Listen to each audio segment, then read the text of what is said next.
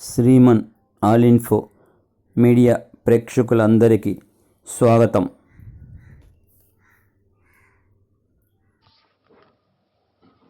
Hi friends, అందరూ బాగుండాలని కోరుకుంటూ ఈరోజు మనం ఈ వీడియోలో విద్యా ప్రవేశ్ 90 డేస్ ప్రోగ్రాంకు సంబంధించి 28th డే యాక్టివిటీస్ గురించి తెలుసుకుందాం.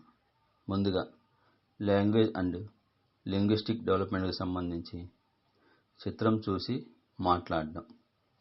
తెలుగు తోట పాఠ్యపుస్తకం పేజీ నెంబర్ 6, 7లోని యాక్టివిటీస్ గురించి మాట్లాడింపజేయాలి.